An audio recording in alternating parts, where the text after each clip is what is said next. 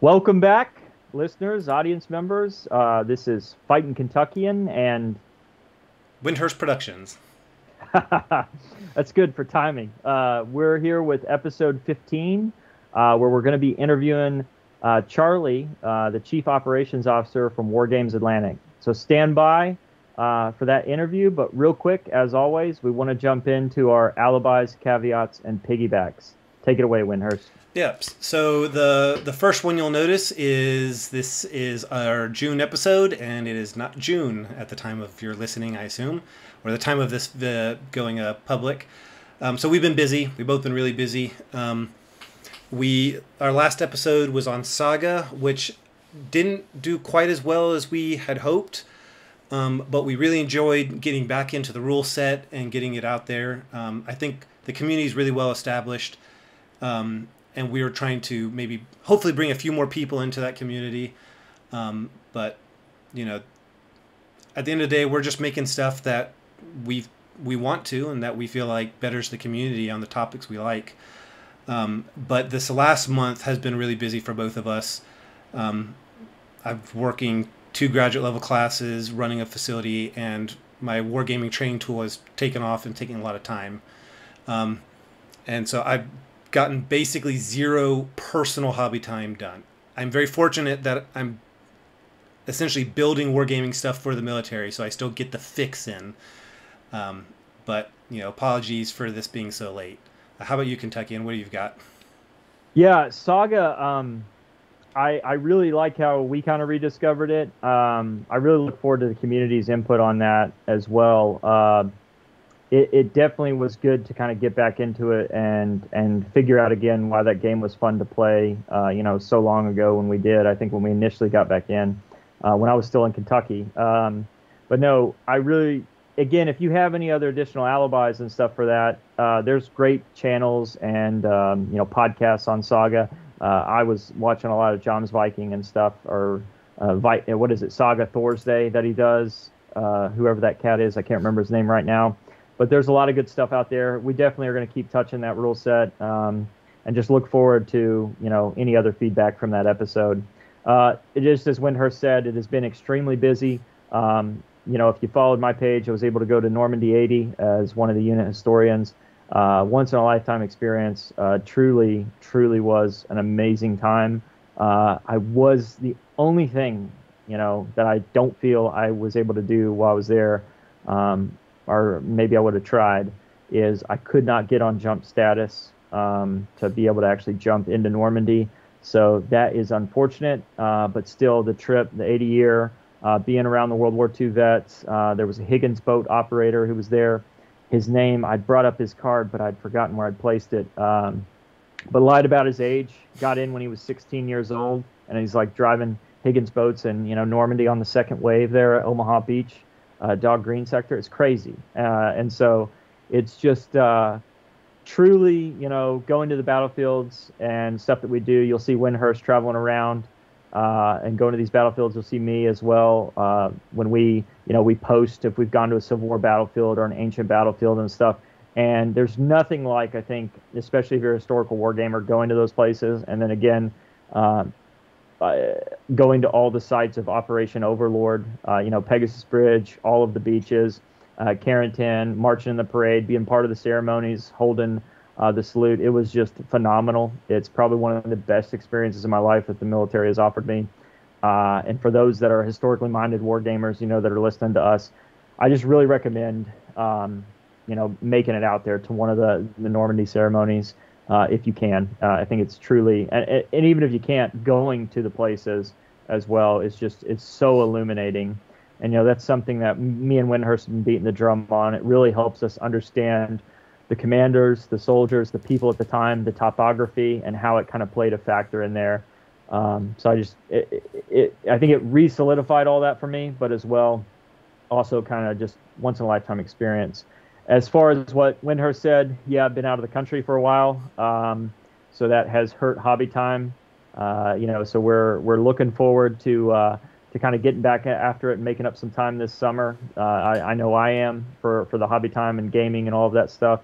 And we'll see where it goes. We still got my little bolt action league rolling. getting after my ancients and my barbarians and Gauls that I'm painting up. So look forward more to that as we get to the end of the episode. But we are truly excited for this episode, to take one of the heavy hitters from the hobby and be able to kind of pick his brain on his thoughts of where that company's come from, where they're going in the future direction. And we look forward for you joining us, on this episode of On Patrol. So stand by, and we'll have Charlie on here in 2 seconds, and we look forward to diving in deeper with him. Welcome back, everybody. We're here with Charlie, the Chief Operating Officer from Wargames Atlantic.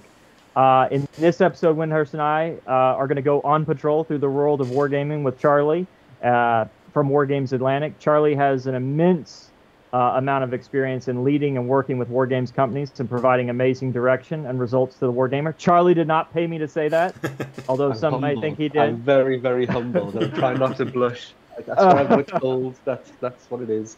And, providing amazing direction and results to the wargamer, the hobbyist. And one of the things I think Wargames Atlantic does best, listening to the community. Charlie will also use this episode to shed some light on the inner workings of the company, its current direction, and the future of Wargames Atlantic and the world of wargaming. And dare I say, right now, grand scale. So grab your spear, your shield, your musket, or your belt-fed machine gun, and let's move out. So Charlie, just as we kind of said a little bit in the beginning of this, we'd like to start this interview with letting the listeners and viewers and other grunts, joining us on Patrol to learn a little bit more about you, one of the people they're sharing their sector of fire, their foxhole with on this episode on Patrol. So we're, imagine us around the ancient fire pit on the eve of battle or in the backwoods next to each other on patrol and sharing a smoke while we're in that foxhole. And, now we're going to start to learn a little bit about you, So I'll turn it over to Wyndhurst for kind of the first question. Yeah, thanks, Kentuckian. So, Charlie, we did similar in our last interview where we asked questions and we kind of shared our own answers just to kind of help the listeners. But since we've done that, we'll probably only do that if we feel like the question we're asking is maybe odd and we just need to clarify. So with the first one, we're simply asking, we'd like to know, when did you start in the wargaming hobby? When did it start for you? It feels like a very long time ago now. I'm approaching my 40th year on this planet. In fact, I'm in it now, but I'm 39 now, 40 next May. And I always used to be a little bit embarrassed to say this, and I'm not now. And I think it's because kind of time's moved on. Most people say, oh, well, I was there for the beginning of 40K or, this edition of fantasy, etc. And if I'm completely honest, my entry to wargaming was with Lord of the Rings. And I can't remember what it was there. I assume it was probably just the Lord of the Rings tabletop game. That is now Middle-earth strategy battles. And I did that with my younger brother. There's about 4.5 years between us, and ever since the day he was born, he's been my best mate. And it was, I think I must have been about 14 at the time. Yeah, 13 and 14. It was around the time of, I think it was 3rd edition 40K, where it was the Black Templars versus Dark Angels. Dark Eldar. And the cover was the Black Templar stood on the mound of bodies and stuff. Yeah, I know that. I've got that one still. Someone on the show. Yeah, I think I've still got the book as well. But obviously, needless to say, we went from Lord of the Rings to 40K probably within the space of about 3-4 months. And then obviously the Lord of the Rings has been there since I was a child, really, and reading the books. In fact, I was introduced to the books at school. And then the chance to play Middle-earth on the tabletop and get involved in like little miniatures and stuff was just too much to turn down. We actually went to in fact, we used to visit this like department store. I think the kind of store still exists in the States, but it's not something that you see very often in the UK anymore. Like an independent sort of department store. What was it called? Jopling's, I think was the name of it. And it obviously had a toy section, and in that toy section there was a GW stand, or multiple GW stands actually, even back then. And what we're talking. So when will that have been? So about 26 years ago, 25, 26 years ago. That feels like a very long time now.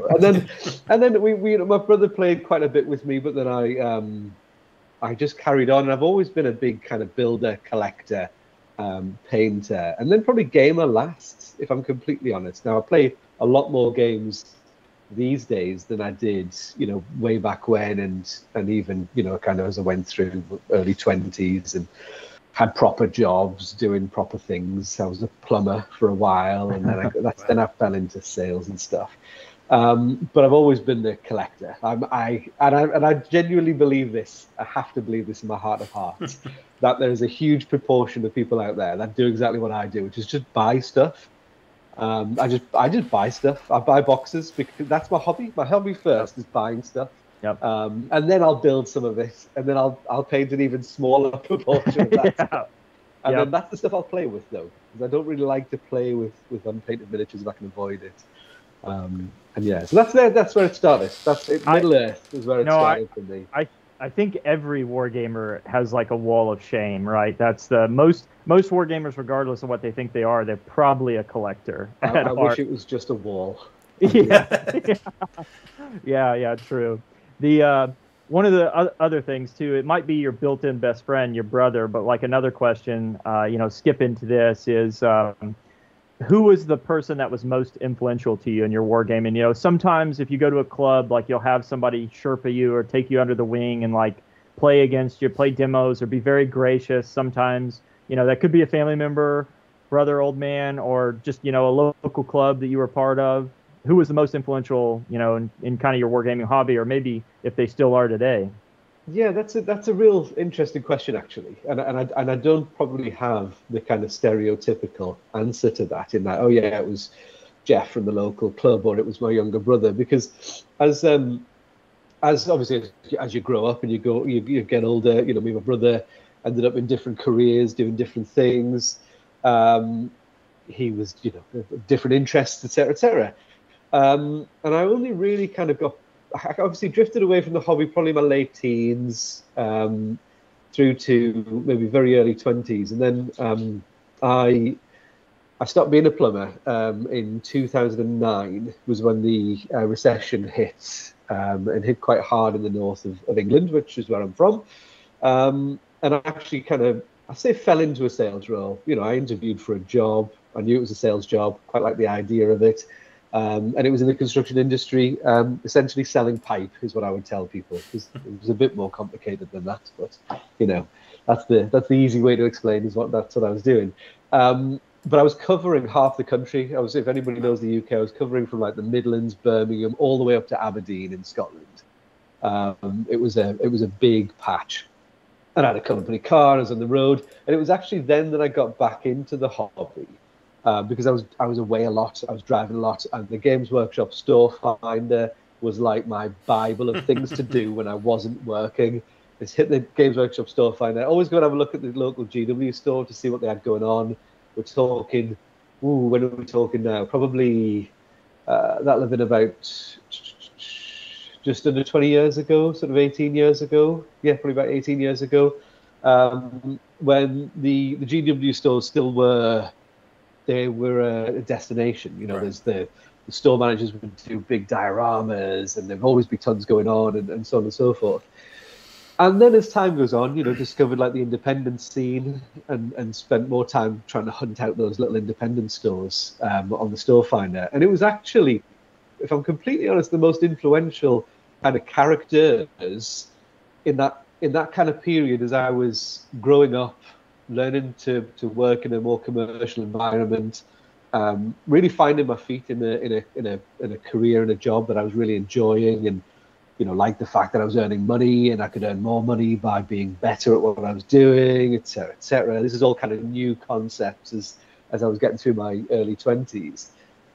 Was the guys at Beasts of War, now on tabletop. Yep. And I used to binge watch their stuff again whilst I was sitting in hotel rooms, building whatever I just bought, and I probably built more stuff in that period than I did any other time, just kind of like sitting in a hotel room and watching a bit of Beasts of War and building something. And it was probably around my kind of mid-20s that I then discovered historical wargaming, and again, thanks to the guys at Beasts of War.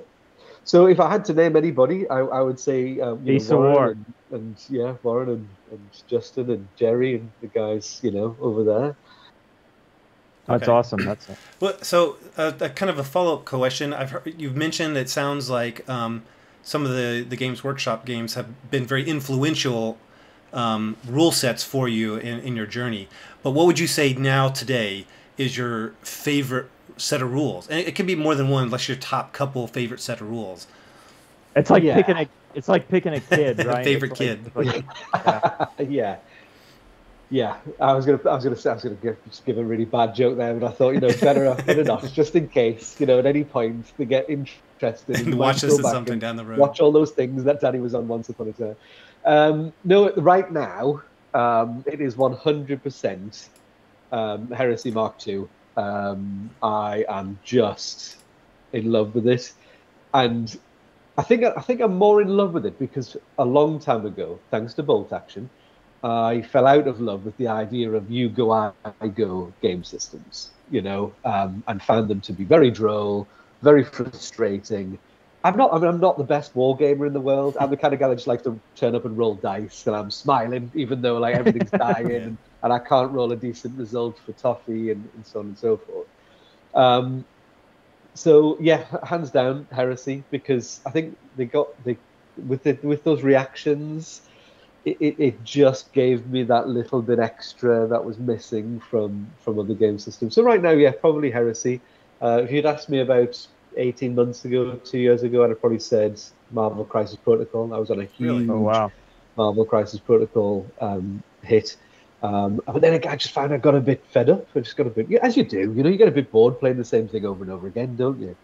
You've got to keep it fresh. And I think moving away from Warlords, that kind of helped me spread my wings a little bit when it came to my own hobby, my personal hobby. Obviously at Warlord, when we had multiple game systems, I'd be playing everything that Warlord did because it was just sensible. If you're trying to flog this stuff, you're trying to sell it, you want people to buy into it, you need to understand it, and understand what's great about it, maybe what people find difficult, so that you can help overcome some of those things with working with retailers to help them build communities and so on and so forth.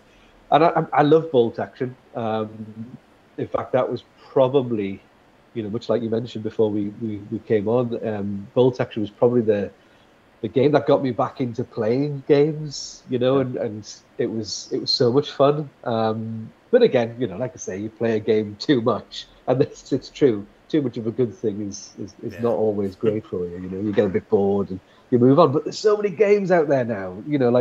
We're in a golden age of tabletop gaming, hands down. And I hope it's very much the beginning. I think all those indie rules writers that are out there now, and thanks to people like Drive Through RPG and their print on demand service for rules, you can try anything, and it's not hard. It's not expensive either. I bought Joe McCullough's most recent. Is it Death Ship 1 or something? It's called, I think. Little solo co-op. I think you can play PvP. But I did the PDF and hard copy, bundle on drive-through, and it was less than 20 quid. Wow, yeah. It's great. It's everything's so accessible. I think that's what's so exciting about it right now. Anyway, that was a massive tangent. No. There you go. Great. Short answer. Great answer. I think the diversity, just like you said, if you play diverse games, it helps you, kind of not just be getting, I won't want to say bored, but the idea is it gives you different experiences, which I've seen, rules writers do all the time. They'll pull from different systems as well. And so that kind of just helps give you a different game experience. So totally, I love that answer, and the fact that you kind of play everything all over the board, which is awesome. The next question is, I know that you said 40K, and Heresy obviously up there in your top rule sets, but you've played a lot of games. I know that, and then especially all of Warlord's catalog. But we ask people to maybe not even historically minded, and it doesn't have to be the best rule set. but what's kind of your favorite period, especially, maybe even guided to the tabletop? And I know that's a difficult question as well. And maybe it's your favorite period. Maybe you don't exactly like the rule sets in that period, but what is, even if it's fantasy or the lore of 40K, but what's your favorite period? That's the question that's like asking, what's your favorite? Who's your favorite kid? That's the hard one for me, I think. I do enjoy sci-fi. I do really enjoy sci-fi. But I love fantasy. Like, if I think about I think you tend to be influenced by the non-tabletop stuff, don't you? Like, if you're really into your sci-fi films and literature and so on and so forth, you tend towards sci-fi stuff, and same with fantasy. And I think if I kind of took you through like my kind of childhood and into like formative years, and then even most recently, I can watch, listen, and consume anything that is exciting and engaging, whether it's historical, whether it's sci-fi, whether it's fantasy. Wheel of Time, loved it. Yep. Read loads of Star Wars novels, loads of Aliens novels and the spin-offs of the different Aliens novels that are out there. Read a great one recently called wasn't called Phalanx. Was it called Phalanx? Anyway, it's an alien film set on a medieval world, right? Cool. In kind of like medieval technology. That's all I'll say about it. So check it out, you'll find it. It's amazing. And then I'm like, ooh, this would make a great tabletop game. Imagine Aliens versus like Dark Age Irish. Anyway, that's the story for another day, I think. And hopefully we'll do that at some point. We've got Aliens, we've got Dark Age Irish. We just need a cool little rule set that we can throw them on the table for. But honestly, I think I'd have to give you like a top three. Okay, top three. And I'd be so broad. You'd be like, Charlie, you've just gone through like all of history. World War II for sure, and I think because a lot of it is very relatable still. And if I'm completely honest, the joining factor through all this is cinema. If I can kind of get engaged with something that has like cinematic qualities to it, whether it's something in the age of Caesar, and the idea of Romans versus Romans, like that kind of that civil war just kind of really gets me going. Vikings and Saxons, I guess that's a kind of similar theme as well. It's got that kind of civil war feel to it, of like just men versus men without any nonsense, like the guy's got an axe, that guy's got a sword, and ultimately who can swing it fastest and hardest, and who's more nimble of foot or whatever. The same with bolt action. I think it's one of the things I really liked about bolt action is a man's a man and a rifle's a rifle. Yep. There's no silliness over. Yeah, there's no silliness over that rifle does this and that rifle does that. But it comes back to it being more of a like a cinematic representation. It's more what's the word I'm looking for? Not obscure. It's more. It'll come to me in about 5 minutes when we're talking about something else. But it's not crunchy. It's not overly button counting, rivet counting kind of stuff. This is Saving Private Ryan on the tabletop. This is Gladiator on the tabletop. So yeah, I've totally avoided that. I've given you a very politician's answer to that question. No. It makes sense. I'm tracking. Yeah, I think it's hard to get to a certain period, but just like you said, like the struggle of people, and then I like how you said, especially about bolt action, where really that can shine no matter what your period is with the simplistic rule set that allows you to kind of live the cinema on the tabletop, and that's the ultimate kind of like. Whatever can do that is gets the vote. Yeah, no, I totally. I know, obviously, lots of people out there will enjoy the more crunchy, realistic simulations rather than the more cinematic representation. But that's kind of where my heart is. That's what I enjoy. And if you ask me right now, my favorite period of the moment is the shogunate Ancient Japan. What's the word I'm looking for? Feudal Japan or Feudal something. Japan. Yeah. Feudal is the word I just couldn't get to. But that's because we've just made some really cute little 10 mil dudes. Oh yeah. And there's been a great series out. Shogun. Yeah. Yeah. Do you know what it's about for me? It's about Shogun Total War. Like, I grew up playing that love franchise. all the Total War games, yeah. I literally, in order to not fail college, I had to like put Rome Total War and Shogun Total War in a box and be like, I can't touch that until Christmas break, you know. I don't know how like kids do it now when you can't put it in a box. It's like it's on Steam and it's just there all the time, you know. It's like I bless them. I don't know how they do it. So, kind of building on this, we talked about kind of your favorite rule set and period. Do you have a favorite model or unit in your collection? That's like in my collection, your pride and joy, or you love getting it out on the table? Yes. And it was one of the first models I ever painted. And I blew myself away on how good I thought I'd painted it at the time. And even now, it actually stands up quite well, but mainly because of the model. And it was the Gollum model on the rock. Nice. Lord of the Rings, where he's like snarling on the rock. And I went to town on that when I was younger, and I've still got it to this day. It was hard coated, so he's a bit shiny, you know, but he's lasted, no chips, no damage, and it's a chunk of little, you know, metal. And any chance to kind of do that, whether it's role playing like, you know, D&D or whatever else, or it's you know, the various, whether it's battle companies or Middle Earth, etc. If I can just, even if it's just on the table, as like he's just there. Of course he's there. He's gone. He's there. He's, you know, he's watching, chasing after his precious. Yeah, that's probably it. And it's such a, I mean, it's such a fantastic representation of the film Gollum. It was just cute and simple, and no bells and whistles, no silliness. Go through, you know, a huge heresy collection. I'm ashamed of how big my heresy collection is right now. And there are a few Primarchs kicking about that I've built and painted, and they're all beautiful. But yeah, that little Gollum model, that's the best, hands down. That's it. I'll take it to my grave, I think. I want to be buried just this one thing, please. Yeah. What about your wedding ring, Charlie? I lost it a few years ago, but Gollum, still got Gollum. The great answer, right? It's all about the emotional attachment too. Yeah. I'm sure if it was your first model, like you've got a lot of hours painting it, and you know, you think that, sure, you've played some decent games with it as well.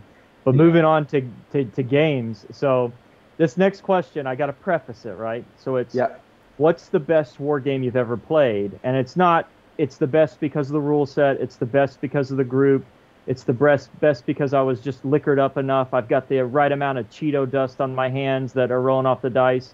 You know, for example, like you've played a Rourke's Drift demo at Salute, and it was just the right people playing the right game. Everybody had the right attitude. And so we've asked people this, like, go back into the memory bank. Was it you and your brother playing Airfix, you know, on this? But the best war game you've ever played up until this point, right? What's a good memory of what's a top one or two up in there that you've played? So, hands down, straight away, it's this game, and it's this game for a number of reasons, and I doubt it'll ever get topped because of the many reasons, the many layers to why it's this game. So I can't do anything by halves. If I'm gonna do something, I am all in, all at once, you know, as fast as humanly possible, and I'll often burn out. I will often burn out. I think people call it ADHD these days. I am organized chaos. I'm at my best when it's a whirlwind and I'm all over the place. Prime example, about 3-4 months ago, I decided I was going to make some terrariums for the house, you know, just the little planted ones. And I really liked them. I saw them in the shop, really expensive. There was like £100. I wanted a nice centerpiece for the kitchen table. It's where I'm sat right now. So I thought, no, I'm not paying that. I'm a northerner. I'm cheap. I will. I'll just go and build my own terrarium. And I went and found this glass jar and went and bought all the plants and all the bits and learned what mix of compost needs to go into it, and mix my own compost to go in, etc., etc., etc. So when me and my little brother Gus for short, got into the Lord of the Rings tabletop game.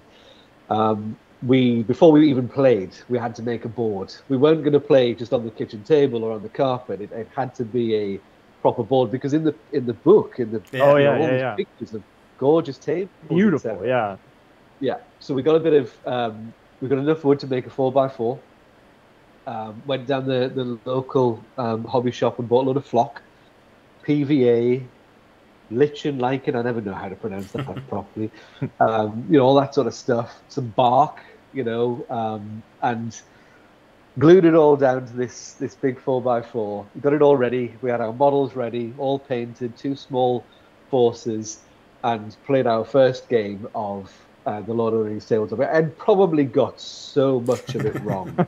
I mean, I can't remember, I can't remember who won. I can't remember whether we finished the game. I can't remember, a great deal about the intricacies of the game, but I'll never forget that, because that was really the first taste of a tabletop game for me. You're hooked after that. Yeah, it doesn't get any better than that for me. I think, I hope there are siblings or best friends or just friends out there around that same age, in their mid-teens, doing exactly just that. I really, really hope that's still happening. It's hard.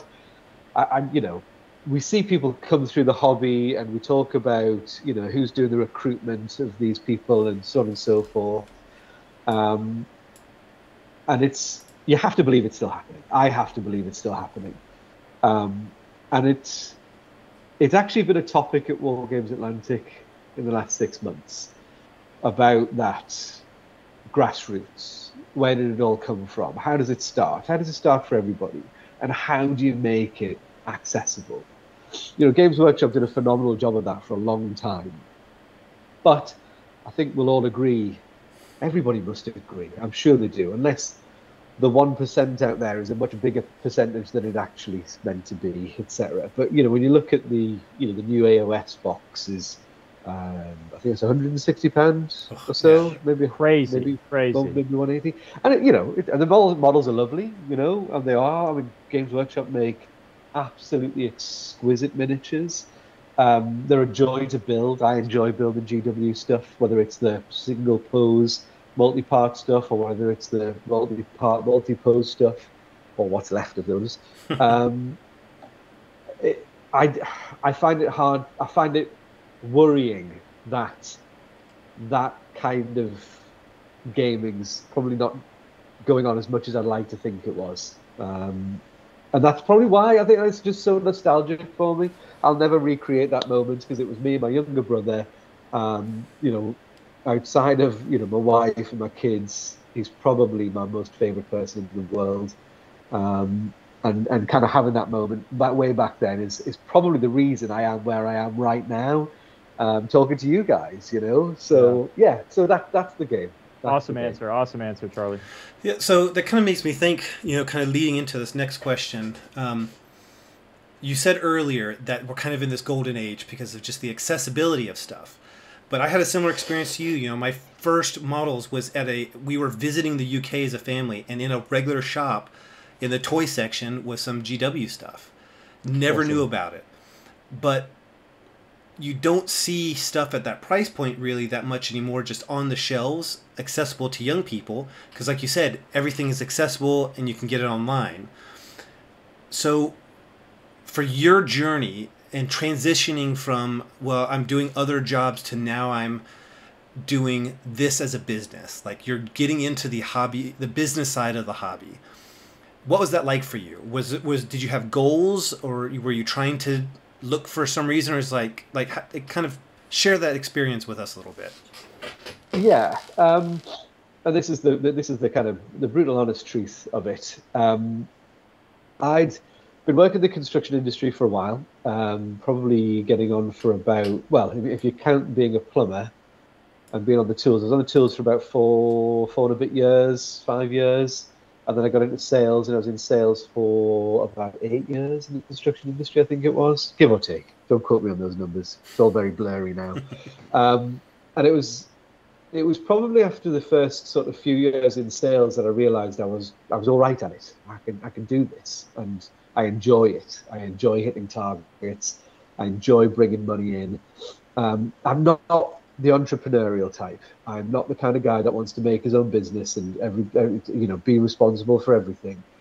I have something that I've learned over time. I have a mentality for wanting to be.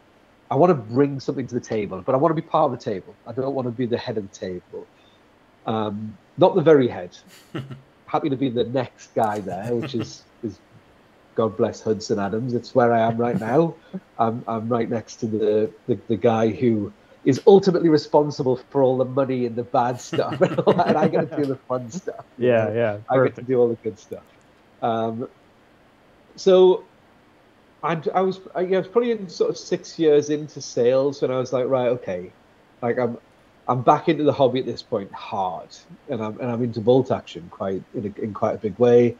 And I'm really enjoying it. I'm like, I want to get into this industry. I really want to get into this industry. I think I've got a lot to offer at this point, a lot to offer to this industry. I think I can really help some of these companies out, etc., etc.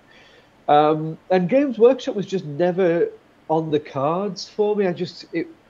It was already there. They were already doing it, and they didn't need my help. I would have been a small fish in a huge pond at Games Workshop.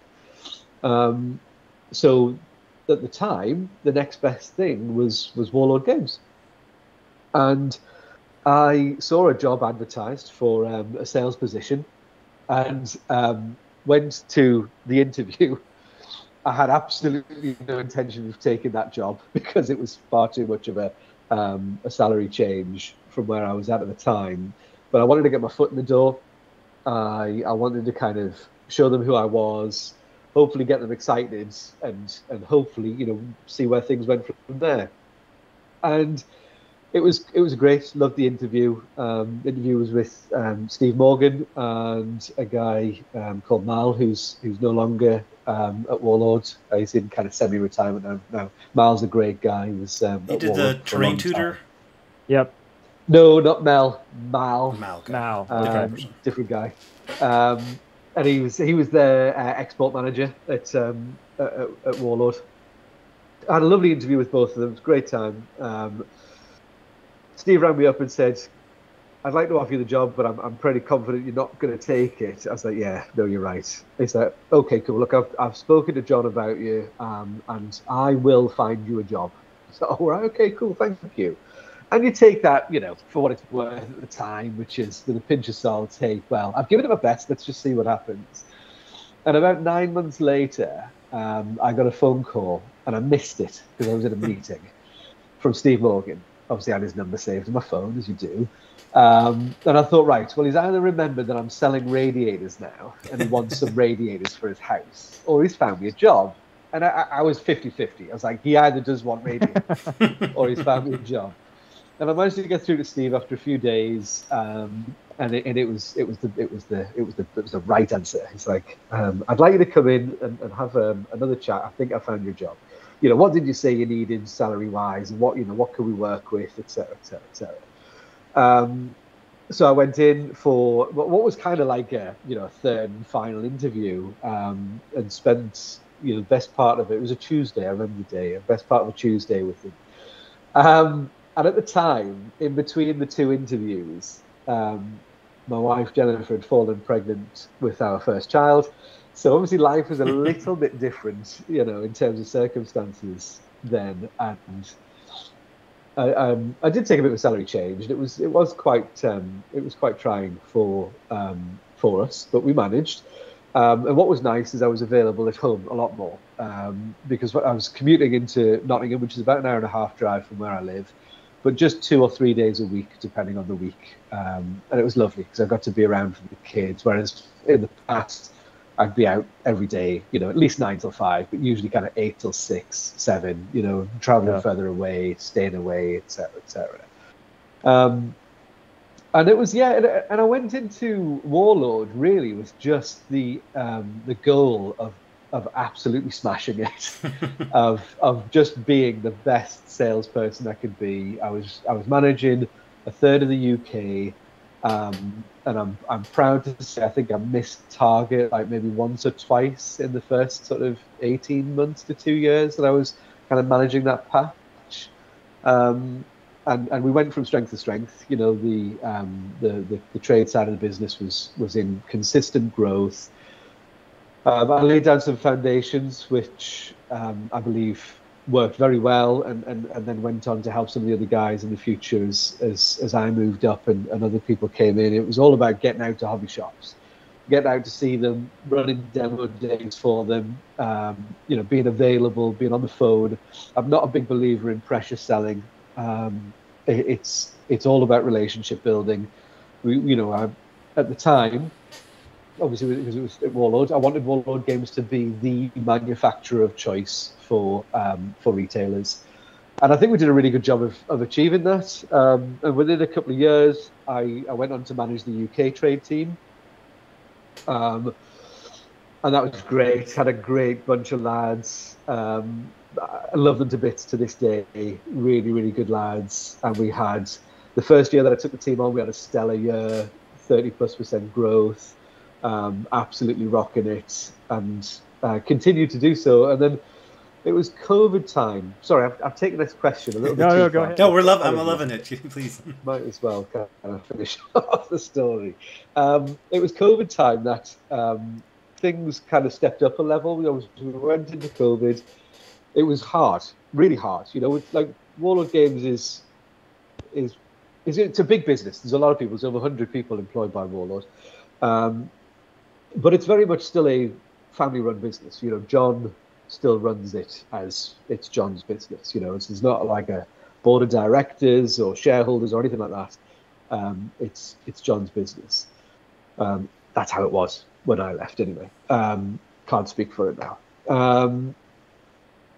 And nobody really knew what to do. You know, like nobody knew how to react, where to go, where to turn, what were the right things to do, what were the wrong things to do, you know, as we went through the early stages of COVID. And you're almost forced to kind of follow Games Workshop. Well, they've closed the doors, so we probably need to do the same thing. But obviously they're sitting on banks and banks and, you know, hundreds and hundreds of millions of, you know, pounds worth of product and sales and, you know, cash. They can afford to do that. I think it was harder for everybody else, you know, and obviously the government was very supportive and did what it did and so on and so forth. But we talked very quickly about what we could do. In fact, I'll be a bit more honest.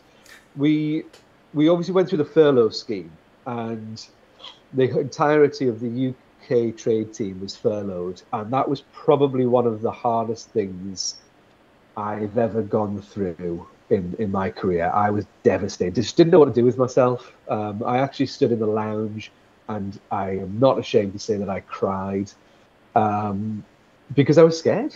Didn't know what to do. You know, like, work's a big part of my life. My career is really, really important to me. Being good at what I do from a work perspective is really important to me. You know, bringing money in home, but also bringing money into the business. I think probably because of the nature of the jobs that I've always had, I've always measured my worth by the value that I'm bringing in. And then all of a sudden not being able to do that and being furloughed, I was devastating. I absolutely detested it. I hated it so much that I badgered John and Chris to let me come back to work. And I badgered them with ideas of, right, well, why don't we try this? If we're going to keep the mail order business, I hate that terminology, mail order. We're going to keep the direct sales going, you know, people buying from the website. Why don't we allow stores to purchase, dropship, just for whilst COVID's going on? We let stores dropship. They can buy product and have it sent to customers' doors so that they don't, because obviously all the retailers were forced to close on the high street.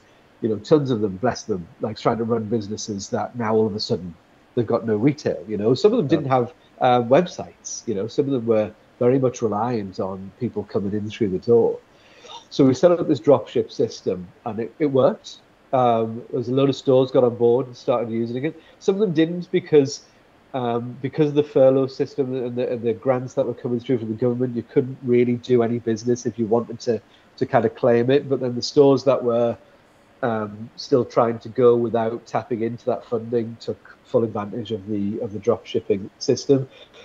And then myself and a colleague at the time set up the Twitch stream for Warlord, and ran a weekly Twitch stream from either from home or from the warehouse, because I was going in at this point. They'd accepted me back in at work, and I was going in and doing everything from packing orders to obviously trying to help out the retailers, doing this Twitch stream, and so on and so forth. And then, you know, COVID ticked on. We're in and out of work. The business brought back the trade team, the UK trade team, in a staged manner. You know, it was me first, then it was like the next key guys, and then the next guy, and so on and so forth.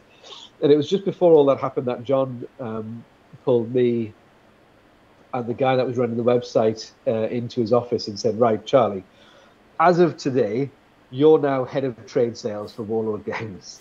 And so the other guy says, "You're now head of direct sales for Warlord Games, and Steve Morgan is going to be just head of sales. He's going to be above you two and just managing you two. You two manage your teams and do what you need to do." And I was absolutely ecstatic. I was absolutely beside myself with joy, made up, you know, so excited. What I've always wanted, what I've been working towards. And it was a huge challenge, because not only did we have to deal with getting through the tail end of COVID and bringing guys back to work, and then they're going in and out of lockdown in the UK, as well as the varying picture across the world. We also had to deal with Brexit. So we had like 12 months of absolute turmoil. Still came out the other end of it with growth, which was fantastic. And it was hard. It was really, really hard. But what I found was I grew closer and closer to the team, the guys dotted around the world. You know, there's Eric in France, Christian in Germany, Jürgen in Germany. You know, we had a guy, Pier Angelo, at the time in Italy. Then we had some guys out in the States, and then the UK guys, and we just grew so much closer together as a team. And it was thanks to that we went on and then had another great year. But it was then starting to get quite hard. Targets were high. We were still in growth, and there was some restructuring going on. And I was offered a slightly different position to what I was doing at the time, and it just didn't feel right. It was going to be getting more involved with the key accounts and taking on the key accounts and moving the key accounts forward. So obviously Warlord has a number of key accounts which bring in a good proportion of the trade sales of the business, and it just didn't feel right to me at the time. So I chose to part ways in good company. Like I say, I've got utmost respect and love for many of the guys at Warlord. But it was at that point that I got chatting to Hudson. I was actually going to go freelance, and it was actually on the back of talking about going freelance that I ended up chatting with Hudson. And as time went on, as like the next couple of months went on, and I got to know Hudson better and better, I realised that the idea of freelancing was not what I wanted to do at all, and I needed somewhere to kind of jump in with 2 feet, and that's where Wargames Atlantic came along. And then, if I'm completely honest, I have never looked back. I have had the absolute time of my life working for Hudson and Wargames Atlantic. That's awesome. That's I mean, you answered. We were going to ask you a lot more questions on that, but you really did a great job answering it, and just kind of the challenge. I did forewarn you. No. That was perfect, Charlie. That was really good. I think it's going to spring us into our next question, which will bring around, I think, Wargames Atlantic. But you mentioned you love sales. We know you're a salesman. You're obviously a hobbyist and a war gamer, and so it's. I love that you were like, okay, let's marry this part of my life with my work, and let's go to work for Warlord Games. And then God said, all right, Charlie, hard mode, global epidemic, pandemic, and then Brexit. So the VAT. So yeah, let's figure that out, Charlie. Good luck. But it all worked out for you. And again, like you said, COO of Wargames Atlantic, that's awesome. What I want to steer to right now is, and you don't have to, disparage anybody or anything else like that. But we talked about it a little bit early on in the conversation about, you thought about the best war game you ever played with your brother, and just, what it meant to you. And I have that with my family when I was growing up. I know Wyndhurst has got those games where it's very personal. It's awesome. It gets you into the hobby at a young age, and how that might be dying. Before we even get to Wargames Atlantic Digital and everything, this question I want to throw at you is, what do you think some of the major issues kind of facing the wargaming and the hobby today? Is it in good health? We keep hearing the term it's graying, or, computers or whatever the case may be are taken away from it, or, is tabletop alive and well? And kind of what are your thoughts on that? I'll give you two answers. I will give you a very selfish answer from the seat of what does Hudson call me? The Overlord of Operations Overlord is my internal title, and the title on my email address. But from that perspective, it's very different to what perhaps the entirety of the industry. I think we are, and I do agree. I do still stand by the fact we're in this golden age of tabletop gaming and wargaming specifically. And I actually think wargaming is growing at a faster rate than some of the other niches within the tabletop gaming hobby. I think if you look at things like Dungeons and Dragons, etc., that is increasingly on a monthly basis going more and more digital. Digital platforms on your website, yep, and so on and so forth, and the need for miniatures, I think, in an RPG setting is not going; it's shrinking. It's I'm when I've ever played D&D, and I play sporadically. I should play every week because my brother runs a session every Thursday, but I can't always make it. So, but I dial in. I dial in via. He still lives in the Northeast. And I dial in via Google Meets. But it's all theatre of the mind. And he runs a theatre of the mind because that's how I ran it, and I ran games for him and his mates and stuff. And I love it like that. But I still quite happily have a little miniature of my dude, He never does anything. I just, because I'm a miniatures guy. Excuse to paint. And then I think the board game industry is kind of, it feels like it's plateaued, but I'm not as in touch with that. So I'm looking at that from an outsider, almost from a consumer's perspective. I love my board games. Played quite a bit of board games with Jennifer. Things like Nemesis, and in fact, one of my favorites is the Hellboy board game. So kudos to the guys at Mantic. That always comes out as one of the favorites. But it feels like board games have kind of plateaued. Like it's in a rhythm. Kickstarters are massive for the board game community, GameFound, etc., etc. But it doesn't feel like it's exploding. Whereas tabletop wargaming really feels like it's still on a heavy, high trajectory. I can't say it. Trajectory, yeah. Thank you. Now, that's probably tied into my personal experience and from a Wargames Atlantic perspective. And I think from like a miniatures, so things that are hard and things that I do think are struggling is, are the white metals and the resin, the traditional resin cast stuff, because labor is more expensive than it's ever been before. Materials are more expensive than they've ever been before.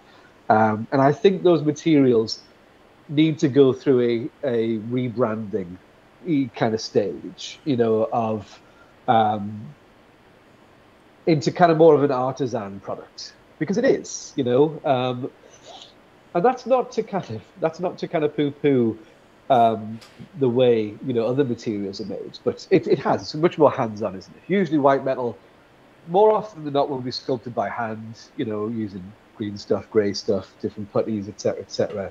Sometimes, yes, still done digitally. Don't get me wrong. I know there's a lot more of that happening now, but more often than not, you'll find it's done by hand. Like Hobday and Hicks, those guys. Big Andy Hobday fan. Becoming a very close friend these days, Andy. And Mr. Hicks is an absolute wonderful sculptor. He's very unique style. Paul, amazing. He just did the Arnhem thing, the Kickstarter. Yes. Right? Yep, amazing. And they're a larger fantasy Kickstarter between them, and it looks stunning. But I think, and Andy's a very clever man, and I think they are starting to embrace and promote this more artisan feel to their white metals, which, you know, again, speaking commercially, and I always feel a bit guilty about doing this because I think it makes me a bit of a, I feel like it makes me a bit of a bad guy sometimes, especially to people that might not think that way. But it's giving that medium a new lease of life. Because if it wasn't for people doing things like that, it would drift off to insignificance because plastic is becoming so much more accessible to people. Yep.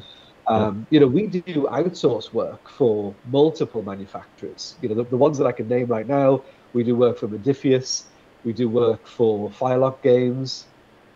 We've got a huge contract with another manufacturer, and that'll come out in the probably next sort of 6 to 8 weeks. The world will hear about that, and it's massive. We've done loads of work with those guys. We've almost made as much stuff for them as we've made for ourselves in the last 12 months. Oh wow, which is massive.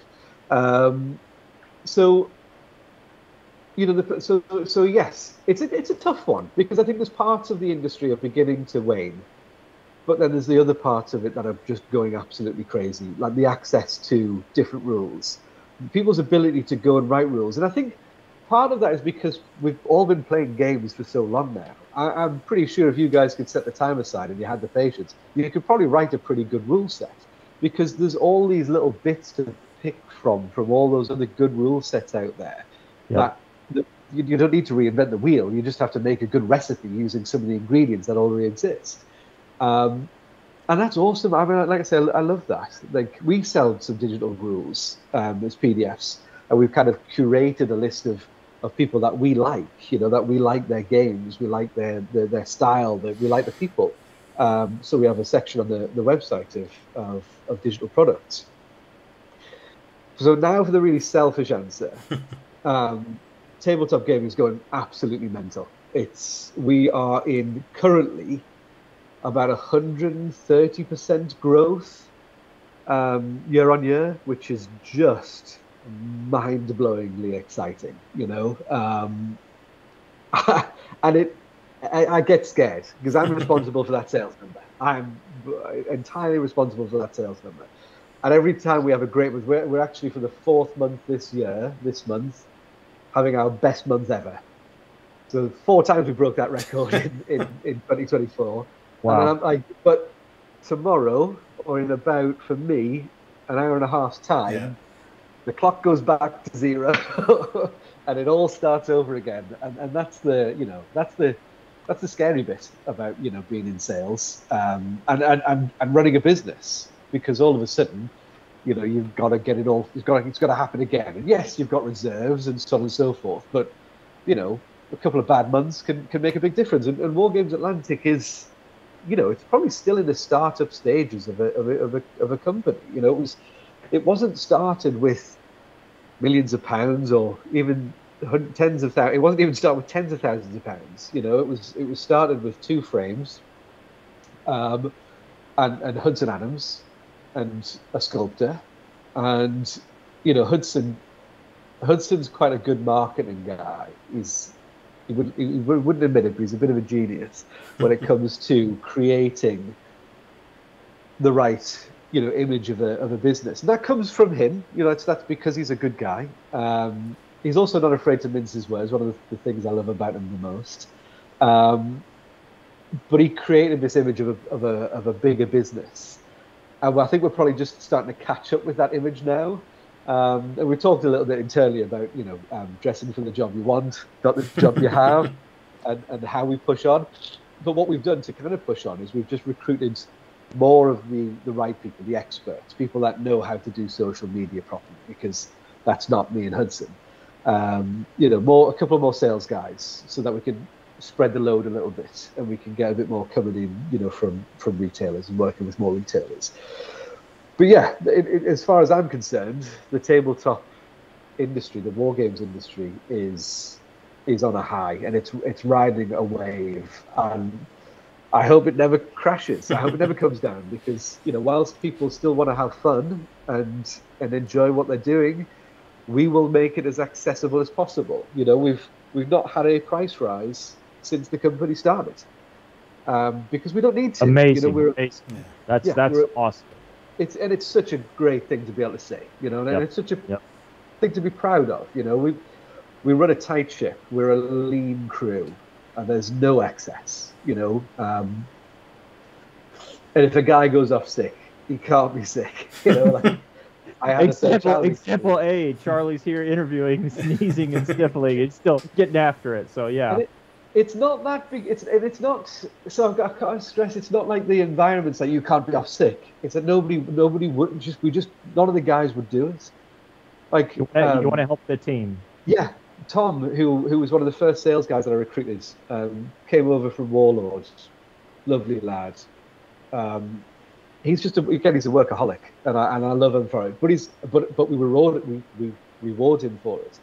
A good day's pay for a hard day's work. It's good. It's good. I mean, without kind of getting too in depth and running roughshod over more questions that you might have. My honest answer is I think we're in a great place, and I think there's so much more to come.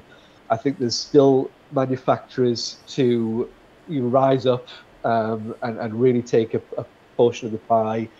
We're all ultimately running in the wake of Games Workshop, but the fact that that's a £3.9 billion business, I think, now is there's a lot of crumbs to pick up from that. Well, it's easy to get there when you sell 160-pound boxes, right? Well, and video games and books and. Yeah. And they'll be selling tens of thousands of those, spreading the hobby. We'll switch. Again, we know it's late where you're at, so we'll switch the conversation a little bit. I think you let in there. We've got some initial topics we want to talk about, but me and Wyndhurst were kind of wrapping a little bit before we even talked to you. I mean, Wargames Atlantic is a young company for the wargaming world, right? There are companies that have been there decades and longer. And so my understanding is it's 2018. Is that correct? Yes. Yeah. 2018. Yeah. It makes Wargames Atlantic. If you're listening to this podcast, I think the very beginning of 2019 was when. No, I'm telling lies. We are 5 years old this year. So the first kit came out. I think it was early May 2019. 2019. So 18, 19, right in that range. You make loads of miniatures for periods from ancients to sci-fi, futuristic. Most of the miniatures until recently have been hard plastic, 28 millimeter, or the print on demand, kind of style that you guys have, or the files. The company is really taking the wargaming world, on a meteoric rise in my mind. You didn't know anything about it, and then you couldn't be on a Facebook or social media group without seeing Conquistadors, The Damned, whatever the case may be. I don't wargame World War I. I do not wargame it. Yes. I have a box of friends. All right. I don't know how I got that. I just was like, that looks like a cool model. And Charlie took over, as you said. Just the company is just it's gone out, just crazy. And I really, looking back on it, on kind of looking from the outside of being not involved in the company, but just seeing the information. It's you guys create fantastic miniatures. They're amazing. They're really good. The details on them. I love the hard plastic stuff. But you listen to the community is kind of what I would say is one of the number one things about the company. We'll get into a little bit more about the forums and the Vox Populi and all that stuff. But I just think it's great stuff. On what you do. I want Wyndhurst to kind of pose one of the first questions to you about that, what we don't normally see with wargaming companies and the topics. And Wyndhurst, I'll turn it over to you to talk that. Yeah, so one thing we were kind of talking beforehand is that, it doesn't seem like Wargames Atlantic really has its own set of rules, right? It's a company that just makes whatever they feel looks cool. And as opposed to, you often see companies that's like, well, we have this set of rules and we support it with these models. Do you think that'll stay the case? Are we going to start seeing rules? Kentuckian was telling me something, the box game idea. Is that the future of Wargames Atlantic? The future's an interesting turn of phrase, isn't it? Because who knows when it's going to stop. Probably stop when me and Hudson are ready to retire, and hopefully at that point we'll just be like handing it over to people, or they'll be shareholders by then. Who knows?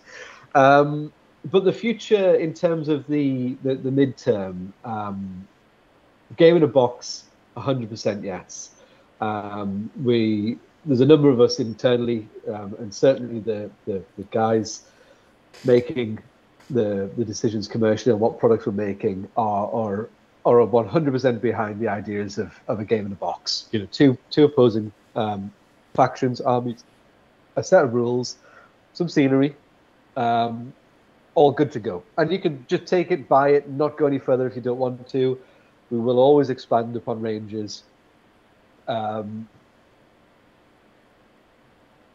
There will be other rule sets that, for existing IPs that we have, there will be a Deathfields game. Where there's the 3 rule sets being worked on right now, one of which is that mass battle game, that kind of staple, you know what I mean? That thing that just feeds into the business. We've got that huge range of models for that existing IP. And then there's another set of rules which will form probably the core of those games in a box, with the ability to essentially add to it as time goes on. I don't want to kind of give. I am so loose-lipped normally, and I think Hudson cringes every time he knows I'm going to do something like this. So what's Charlie going to tell them now? But yeah, we're not even tortured him. Yeah, we're not even tortured him. Yeah. God, just imagine what I'd give away when I was being tortured. Yeah, everything. Yes, there will 100% be games. I hope there will be something before the end of the year. We've already got the Qua game out there, which has been done by somebody else. We've got The Last War by Will Raymond Daltrey, which will probably be out within the next probably about 6 to 8 weeks. That one would have been out back in March, but we decided to do a specific frame for the box, and that's just about to go into tooling now. So that'll be out there in the world, and they were kind of the toe in the water. How does it feel internally for us to kind of go down this route of a game in a box, etc. And it went well, and it was easy, and it made a lot of sense. And yeah, I mean, to say myself and Hudson for sure are desperate to get some rules into the world would be an understatement. So yes, there will be games. There'll also still be models to fill gaps. There'll still be stuff for the sake of it because we like the idea of it, or Hudson likes the idea of it, because we can really, and because people want them. People want stuff in plastic so that they can get lots of it and build big armies or big dioramas or whatever it is they're doing. Our best-selling range is our World War One range. And there's not that many mainstream rule sets out there for us. No. There's Blood and Valor is probably the most mainstream World War One rule set that I'm aware of. So yeah. So that's a shorter answer for me. You're telling me there's a gap in World War One rule sets, and you and Hudson are thinking about getting into it. All right, that's all I need to hear. So you heard it here first, kids. World War One coming from Wargames Atlantic. Can't great. Confirm or deny. No, another big thing that I'll let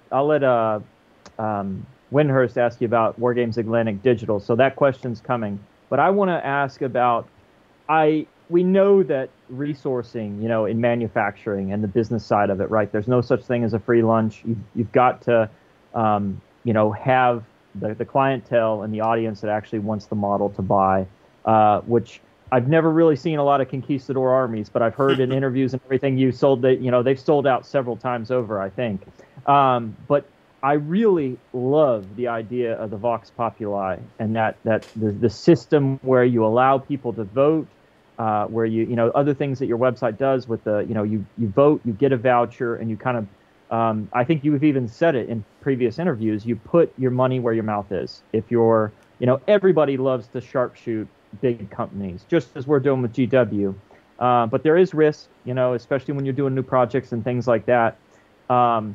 What is the Vox Populi everything that you guys thought it would be? Are you surprised by it in directions that it takes you guys? Or are there some times where even like, hey, we've got to get this out? Or, explain that to us and kind of your interaction with it.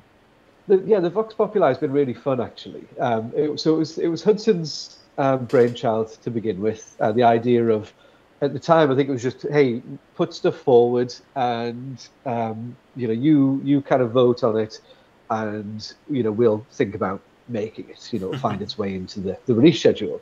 And then it was, I think it was Christmas last year or very early, no, not Christmas last year, Christmas the year before. And then getting into very early the last year, we decided to kind of push the system on a little bit and make it a bit more official, So it wasn't just a, yes, we will, but there wasn't really a time to it or anything. So, okay, how do we make it definitive? How do we give people a chance to vote and then just do it? It's not like we'll factor it into our release schedule. It's just once we hit it, the second that the sculpts are done, and it's straight to tooling. Even if it means something's going to get pushed out, that thing gets into tooling as soon as it's ready.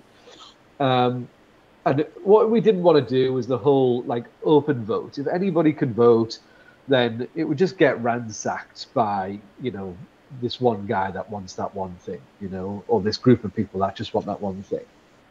And the problem you got there is you end up making a product that this group of people will buy, and then nobody else really wants, and then it's not commercially viable. Whereas in this way, you buy a voucher that you can then redeem in the store, so you don't lose any money. As long as you're going to buy some Wargames Atlantic stuff in the first place, you can cast your votes. If you're buying anything from the website and you're involved in what we're doing, you should always go and buy the vouchers for the thing that you want to see us make. But I appreciate it's not as easy as that. It's not quick.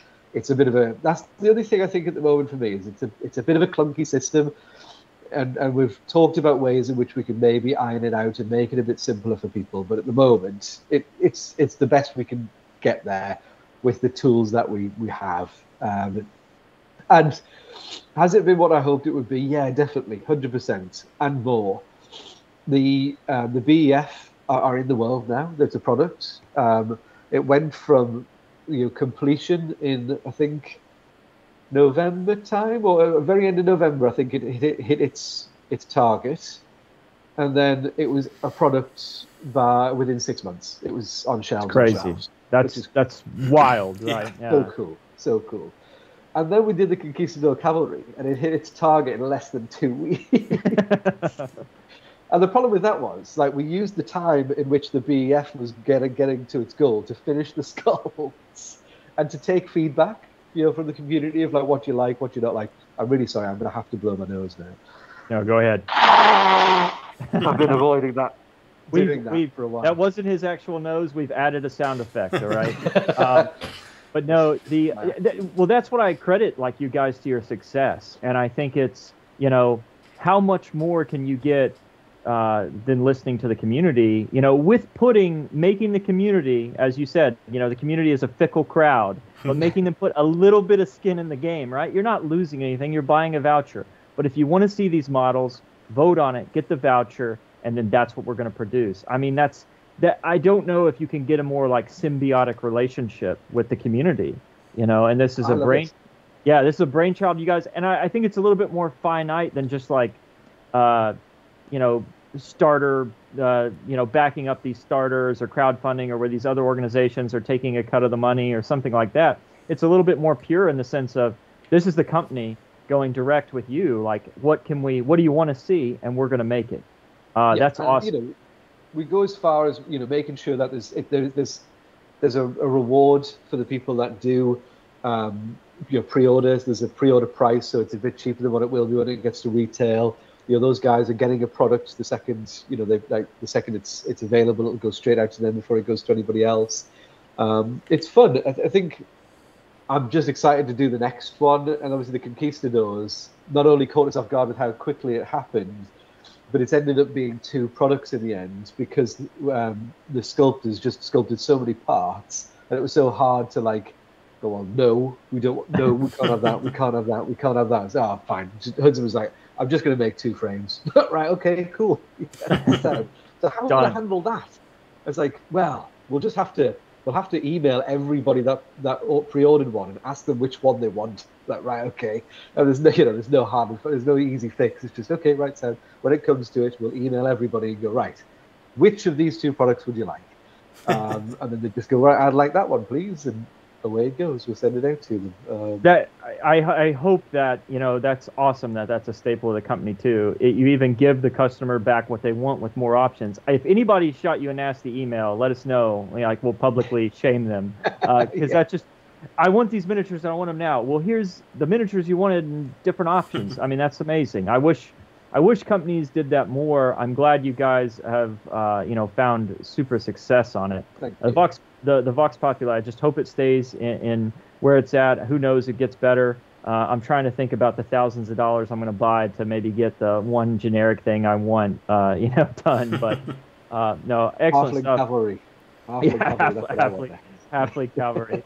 But no, I'll turn it over to Wyndhurst to ask about digital. Yeah, so I have a little bit of experience of the 2 of us doing 3D printing stuff before I came on my assignment over here, and this kind of with the project I'm working on now, heading that way. And it seems like when you guys started rolling out these STL files, that it made sense in the sense of, well, we've already got them designed, or we've got these parts, let's just make some of them available, like you do with the Afghans, take the tribal Afghans and make them modern, just adding some extra bits. Was that the intent? Has it changed and evolved since then? And if so, kind of where is it heading? Yeah, you're exactly right. The point at the time was the sculpting team sculpt so fast and sculpt so much stuff. And because they sculpt so fast, they then get kind of free rein to just have a bit of a play around and stuff whilst they're going. And they do such a great job. And the thing I love about digital is I think we're quite unique in that we sculpt as though it's going to be a plastic set. And it means you're almost like printing a plastic set, like what you print off is what you would get on a frame, just loose or on supports, as it were. But yeah, so it started out with the idea of like, okay, well, we've got all this stuff. Let's do this whole tribe thing. Let's give that a go. But then it very quickly morphed into its own thing. And that was born ultimately out of recognizing that it is a hobby. It's an up-and-coming hobby. You just have to look at the change in technology in the last 2-3 years. Jennifer bought me a 3D printer, Photon S. It was Anycubic Photon S, 3 years ago. I mean, that thing is absolute terrible now. Maybe I should have asked if this is, family friendly enough, because I can swear like a trooper. Yeah. Very good. Yeah. It's terrible in comparison to the quality of machine that you can buy now. That's in the space of 3 years. They're just getting better and better all the time. And the number of people doing it is growing all the time. But I don't subscribe to this idea that it's going to take over the industry. It's just not. It just as much as people still use printing facilities to print stuff for them rather than using an inkjet printer at home, because it takes up space. You only use it so often, so you don't, necessarily need to do it, blah, blah, blah. And then you've got the added, chemicals and all the other stuff that goes with the 3D printing itself. Steep learning and I'm curve. sure over time, it will get better at filtering the chemicals and so on and so forth. But then the price goes up because the technology is increasing so fast. But it is a hobby. People really enjoy it. And it gives us an opportunity to put more product out into the world, see what people like. And if people love this stuff, it's quite easy for us to take those sculpts and move them straight to plastic. The Damned is a good example of that, where we went, hey, if people seem to really like those original Damned sculpts that we did. And we wanted to try our hands at crowdfunding. it will probably be the first and last crowdfunding campaign we ever do. Mainly because we just don't need to. And two, because, God, they are stressful. It is not an easy thing to run. Yeah. And that is my project, by the way. Hudson does help out quite a lot and often has to give me a bit of a pep talk and a pat on the back every now and then, because I get a bit frustrated about the whole thing, and the fact that I want to give everybody their toys as quickly as possible. And then I want those toys in the world too, and that's really exciting about the Downs. Maybe we'll get to that at some point if we've got time. I appreciate we're now into like an hour and a bit. So the digital has evolved, and it's grown again recently, where we've gone from just a kind of standard tribe to like multiple tribe options, giving people as much as we can, every month. We don't get a chance to take feedback as much on the digital, but that's largely because it's so fast moving. It goes like sculpting to live, incredibly quickly. But werewolves, that's another one. Werewolves. Everyone went wild when we showed the werewolves. They're like, oh, let's just do a half frame of werewolves, and they're selling incredibly well. And we're actually selling more werewolves than we are of the sneak feet, which I did not think that would be the case. I think halfling snipers in space would outsell generic fantasy werewolves hand over fist, and it's the complete role reversal, So it is a test bed. It does provide a test bed for the business to kind of trial things out and put things out there. But it also is like, it's almost like a scrapbook, for like, oh, well, there's a thing that's worked really well. Let's just grab that, refine it for plastic, because obviously printing and injection molding are different challenges. So sometimes there's some tweaks need to go into it to make it viable for plastic molding. But then we've got a kit ready to go, and we just go to tooling and get it out in the world. And, tooling takes about 2 weeks if there's no alterations or modifications that need to be done, and then it takes another 2 weeks if it needs to be fixed, and so on and so forth. So that's where it started, and I think It's fantastic. I love it. We had that challenge at the beginning where everyone was like, "Oh, you're turning into a digital company and you're not making any more plastics," and we're really not. It's just this is going to be the getting used to this concept phase, where we will be making more plastic. In fact, we've got tons lined up for the next X amount of time, and then obviously as time's gone on, that's stopped being an issue, because we've made 15 plastic sets this year, I think. That's crazy. Wow, that's crazy. Yeah. So. That kind of, I want to be mindful of time, and I don't want you to stay up to like 5 a.m. in England. That's not a problem. Don't worry about that. Your wife will come in there and kill us all. But no, it kind of, one of the last topics we want to hit on and allow you to be expansive in it, is just the future. We've hinted at it in all the other topics that we've discussed with Wargames Atlantic. The idea that there's going to be box games, there's going to be rule sets, and then kind of what is the measure of success? Whether it be the damned kind of projects with crowdfunding, or where do you see, in the next 6 months, year, 5 years, like what do you see as the success, in the future for Wargames Atlantic? It's a good question. And if you ask me internally, it would be a slightly different answer, but only because I'd be talking in numbers rather than what you would kind of perceive from a consumer perspective.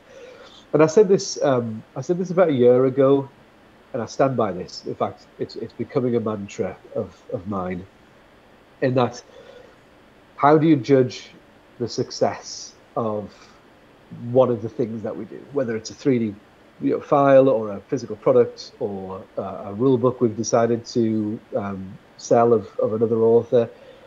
And the real key is somebody buys a box of French infantry, takes it home, opens it, enjoys it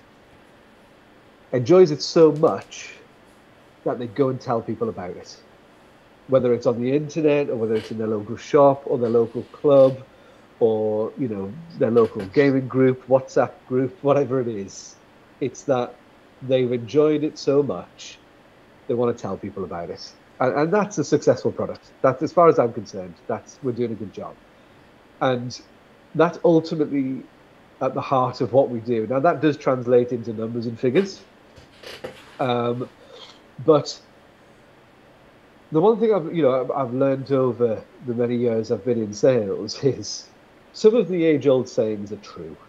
People buy from people, and that's very easy to understand on a one-on-one basis. But from a faceless company perspective to the consumer, you have to try and embody that as a business, and that's where you have to make sure you're hiring the right people that share the same ethos, the same attitude. They understand and kind of get what we're trying to do, which is ultimately make fun. Does that make sense? Like, not make fun of people, but to make fun. Mm-hmm. We make models that you're supposed to enjoy. That's it. I mean, we don't make something that you need to buy. Like, I'm not making bread or cheese or milk. We are making product that you can choose to buy it, or you can choose not to, and you can choose to buy somebody else's. And that's not just in the product, but also in the way the business acts. Like you say, listening to what the customer has to say, working on things like the Vox Populi, trying things out and sticking with it if we believe in it, because we believe people will like it when it gets to where it needs to get to, such as the digital. Such as the Vox Populi. I mean, it is a convoluted system. It's hard to get your head around. But once people get it, it's like, oh, yeah, right, I get it now. It's like, yes, thank you. And it's not because I'm like, oh my God, why don't they get this? Like, there's times when I'm thinking, how do I best explain how this thing works? Because it is out of the ordinary. Nobody else is doing anything like it. So it's not like I can just pinch somebody else's sales pitch and just go, hey, we're just doing what those guys did, but our way. So the success of the business, like, what do I see as a success in 5 years? I mean, 2 years' time, just where we are now, but more, more models, probably some rule sets, in a year's time.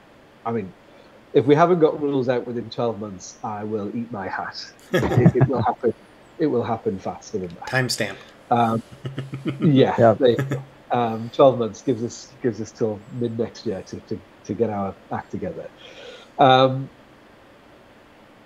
I would like to think, when people think about Wargames Atlantic in 5 years' time, we're up there in the top 3 behind Games Workshop.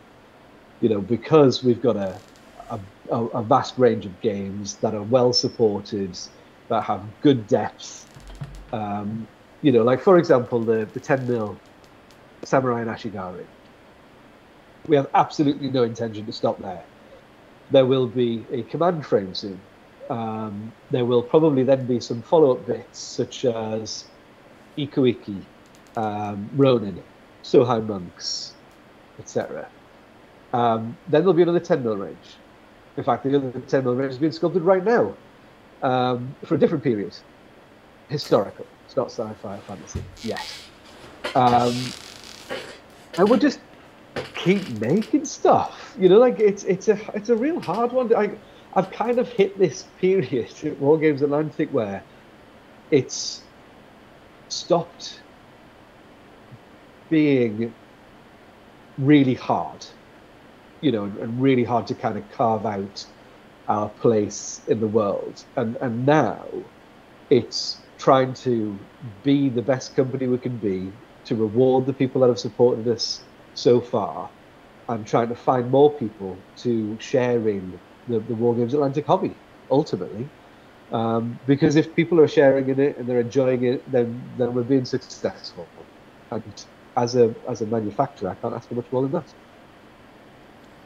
No, that's an awesome answer for, we look forward to the future of that. I'll kick it over. I think you might have hit some of the topics, but I'll let Wyndhurst see if he can get anything else out of you about this grand scale. Yeah, so you gave us a good bit of information there, but kind of as we've talked about the evolution of the company, you start with hard plastic, then you kind of get into the digital realm, and then all of a sudden here we've got a totally new scale.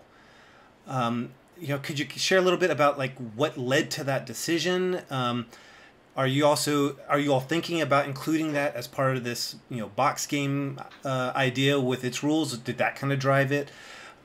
You mentioned that apart from the feudal Japan, there's going to be other periods.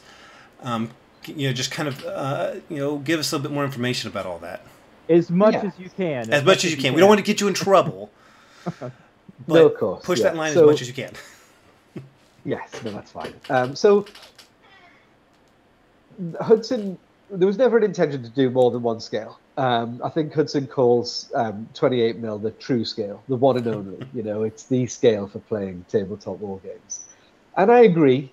I do agree. That's my favorite scale. That's the scale I'm most. I mean, we've said 28mm, but anything a few mil either side of that size.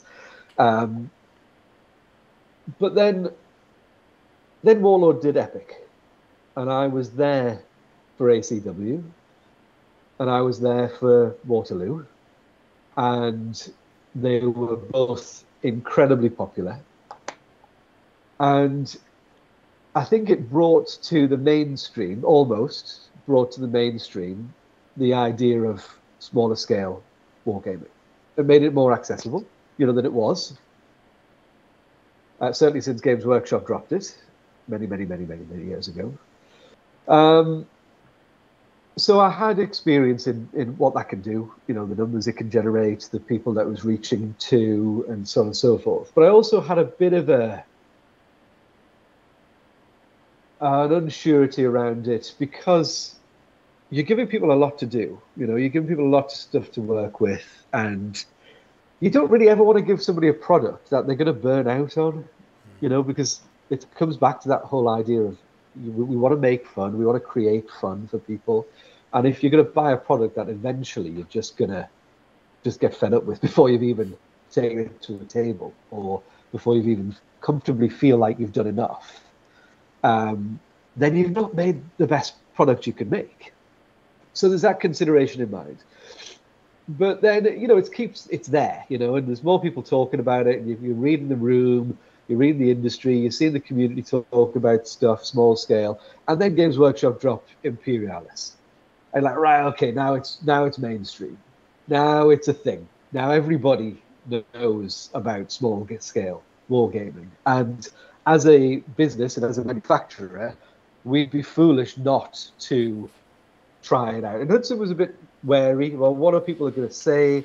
Come on, you're doing another thing, and we'd rather you just stuck with what you've been doing, and so on and so forth. But I think it's come at the right time, because this year we've proved just how much product we can make, and this is the beginning. It will only get more. The desire and the dream is to be doing multi-releases every single month, and in order to do that, you need multiple genres to make product for. Otherwise, you're giving people too much stuff again. They can't enjoy it all. And I desperately wanted to do small scale samurai because of Shogun Total War. Unashamedly, that's exactly why I love the idea of it, and reenacting it on the tabletop. It tickles me in that little, young adult in me wants to reenact those times, those hours, countless hours I sank into Shogun 1 and Shogun 2 and so on and so forth. So we thought, right, okay, let's give it a go. Let's try it. Let's see what happens. And we took a lot of time over the planning of the frame and making sure it was the absolute best we could make it. So listening to what the community was saying about what else was out there on the market, what they didn't like about existing products, what they would like to see more of, which is where we landed on the idea of multiple sizes of the of the miniatures. So there's strips of 5, 3, 2s, and 1s. So it gives you lots of variation when you're putting your stands together. We even threw in some casualties on there, because why wouldn't you? Exactly, love it. Yeah, exactly. We had a whole dilemma over the Sashimonos, the flags, and we were originally of the interpretation that everybody had them, and then speaking to people that knew a lot better than we did, No, they don't. No, only some would. And let's face it, how many of them would stay on there during, battle, etc., etc. So that helped massively because that was a challenge, was figuring out how many of those we could get onto a frame whilst still getting plenty of bodies onto a frame. And then we want obviously cavalry on there because we've got to get some variation, and then it got to the point where it was ready, and we did the layout. It's like, it's cool, it's exciting, and it's weird because when you're going through the whole manufacturing process of sculpts and then layouts and sculpt and then engineering, then layouts, and then it goes to tooling, and then you forget about it. You don't hear anything for a little while, and depending on the tooling schedule, it might be ready to go to tooling, but there might not be a slot for it to hit tooling until a month or so. And then it hits tooling, you've got 2 weeks. And then it's I think there was, for me, there was a period about a month ago, and what we are not great at is planning our marketing in advance. Everything's quite flash to pan, and Hudson had been teasing it out there a little bit for the last few weeks. He did a question in the Facebook group, the Wargames Atlantic Legion, about base sizes, and stuck to one of the bases was actually a little 3 or 5 strip of the Ashigaru, I think it was, and they were visible. Now that I've gone back and looked at that photo, there's so much else in that photo. I think somebody noticed it recently and reposted it. And then we did the banner on the website about a week and a half ago, and we had a wager on how long it would be before somebody posted that banner into the Facebook group, and we were both wrong. It actually ended up being about 20 hours after putting it on the website. I was quite surprised. I thought it'd be within 6. Hudson was 12, and then we were both nobody's seen this yet. What's going on? And then all of a sudden it was there, and then it just went wild. Yeah. And it was such an exciting experience. I said to my wife, it's gone viral. And she's like, what do you mean? And then I explained, she's like, that's not really viral. That's viral from a tabletop wargaming perspective. And she's laughing there, It's it was in 10mm groups, it was in the Warlord Epic groups, which is fab, and we very quickly went into, hey, look, let's just show everybody, because it's going to go to tooling. In fact, the tooling's done. It's actually the injection molding's running now, and we'll be shipping them out to people by the beginning of August. So, yeah, it was cool. Yeah, and that's the story of Grand Battle Scale. I have to make a note here because I love how you did it, and we know that companies print their own scales sometimes too. It's a way to protect IP with 3D printed armies and some other things like that. I totally get that to some degree, but you guys have always listened to what I feel like is the community, and just speaking candidly, I love Warlord Games. It's a great company, but I played a lot of different other Black Powder rule sets when I grew up, and I loved those rule sets. Like Fire and Fury or Age of Eagles or for Napoleonics, and it just really irked me that they did the 10-man front to some degree. You couldn't mix and match, or you couldn't, you were stuck to that product, and so I ended up slicing a few to base them in a way. And then when you guys did that, obviously you don't have a rule set now, wink, wink, wink. But, when you guys made the frames where it's hey, the idea is people want, Samurai Grand Battle, 10mm. I won't, there's a lot of companies that do 10mm. So it's not something in my mind that's totally brand new. So you're telling the people hey, this may fit your existing collection. We're printing it in a way with different miniatures together, 3 to 5 groups, these things, so you can base it, for whatever set you're playing, which I'm sure, has got an eye on something in the future. But I just thought that was awesome.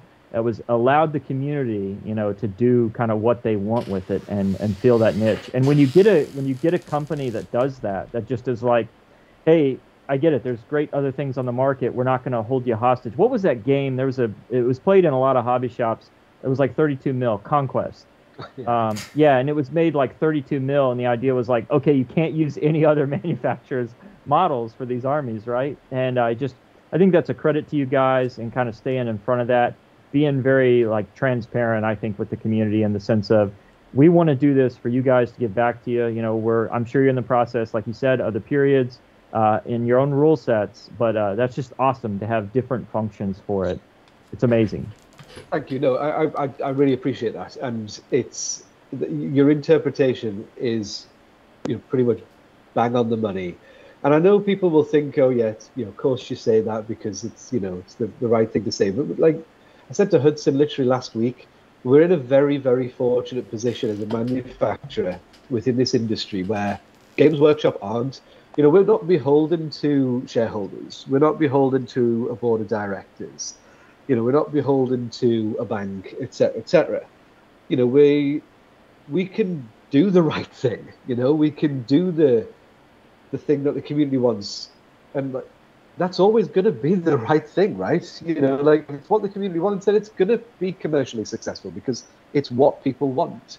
I'm going to make myself really unpopular with other people in the industry. Having a unique scale it just doesn't matter. I personally don't believe you're helping yourself in any way, form, or other. I think it's a silly move. I think it's quite a selfish move, and it just doesn't make sense. It doesn't make sense. It's short-sighted, and I'll probably wind my neck in there because that will upset and offend others. But it's just like, why not make 10 mil? Or we could have done 20 or 15 or 6, but do it like everybody else has done it so that people can enjoy it and people can take what because we haven't got everything that you might want yet. We've got Ashigaru and Samurai, that's it. And if you want to get these on the table and start playing with them soon, you're going to want some command, you're going to want some alternatives, you're going to want some other bits. And if it's 2 or 3 mil out, well, at that scale 2 or 3 mil is a huge difference. Yeah. So just go and enjoy it, man. Like it goes back to what I was saying before. The point is, we just want people to have fun with what we're doing, and I will fight tooth and nail for that to never ever change. But there's no reason it should, because we don't want it to, and we have no desire in putting the business up for sale, etc., and so on and so forth. This is Hudson's hobby. Now, this is what he does as a hobby.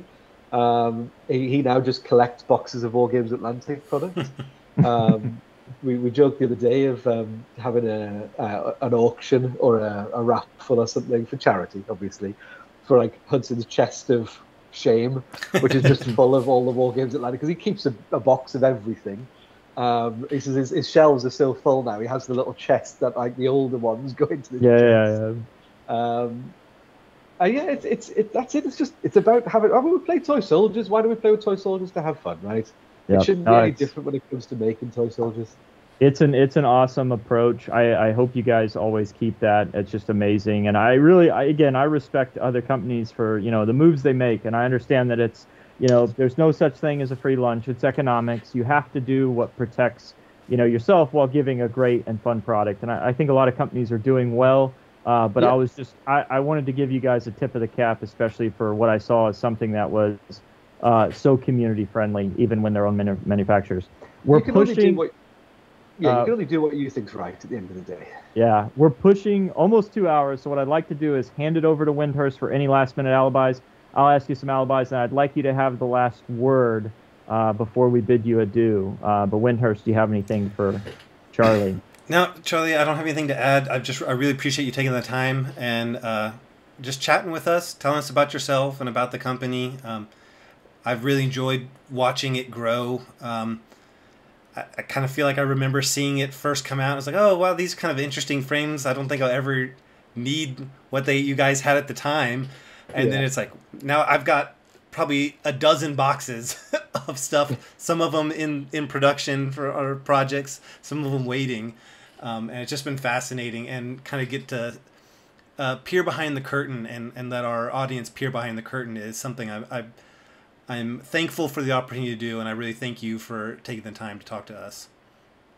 No, Yeah. I'm sorry if I've made everyone's ears bleed for too long. No, This is a short Charlie, episode for us. Yeah. We normally drag on, but again, we want to be mindful of you, be good stewards, and we really truly appreciate your time. Again, the Chief Operations Officer of Wargames Atlantic, hobbyist, and proud owner of a Gollum model. Yes, yeah. Gollum model, in his collection, the crown jewel of his collection. We can't thank you enough, man. I just think your company is, you and Hudson, you guys are doing it right. That's why we want to highlight you and get you out to as many people as we can. Again, I have no room to start a World War I army anytime soon. And I had to make a note of this. I'm a historical gamer. Like when I grew up, my dad, got me into wargaming, and it was really just pulled me away from 40K. It was like, no, don't play that and everything. And then the only time I've really gotten into fantasy was I saw some Wargames Atlantic skeletons, and Look at that. game on, let's go. I'm going to get into fantasy. So we truly appreciate you having you, expanding the hobby to everybody, and the way and the atmosphere you guys do it at Wargames Atlantic is unmatched, and we hope many years of success. Hopefully we'll get you back on someday when we're from your yacht in a few years when you're a multi-billionaire. But I'll turn it over to you for any kind of last comments, Charlie. No, thank you, guys. No, I really appreciate you inviting me on. It's been an absolute pleasure. I do always feel terrible afterwards, as I feel like I talk far too much. And if I had a closing statement, it is just to echo what I've already said, is, go out there, buy what you want to buy, enjoy playing with what you want to play with. Don't feel you've got to do what you've got to do, what other people are doing, and just have fun. Like that's the tabletop hobby. Just enjoy it. Whether you're building, whether you're painting, whether you do what I do and just buy stuff, you do you and have fun. Exactly. Awesome. Well said. Thanks so again, Charlie. Out. Cool. So at the end of every episode, like we always do, we like to do our kit bag, followed by a scouting report before we send you all off. So kit bag, again, is just, it's something that we use, a tool, a trick, whatever it might be, that you can put in your kit bag and take with you. And so for today's episode, we want to talk about washes. For me, I've pretty much been a diehard supporter of Quick Shade. It's what I started off in the hobby, specifically the dips. But then when they moved to the bottle formula, I really like this a lot more. I'm a bit of a lazy painter. I don't highlight as much, and I kind of get that effect through painting a little bit brighter and then putting washes on.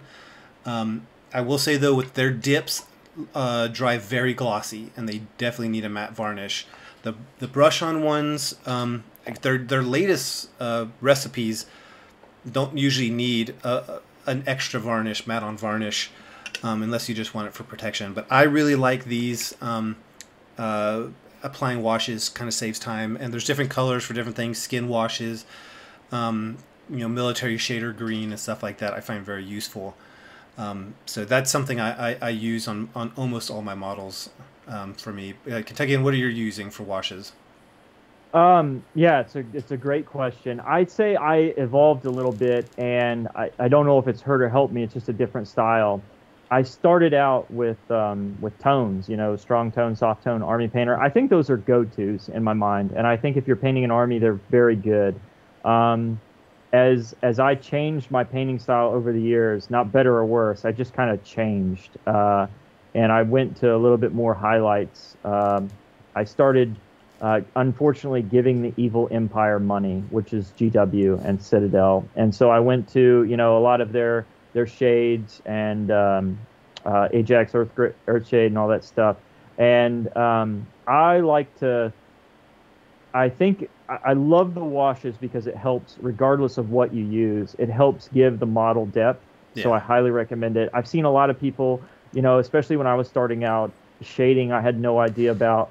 Washes I had no idea about. I would water down ink and do some stuff. I'd use Lowe's varnish. Lowe's a store, just a hardware store here, a national hardware store.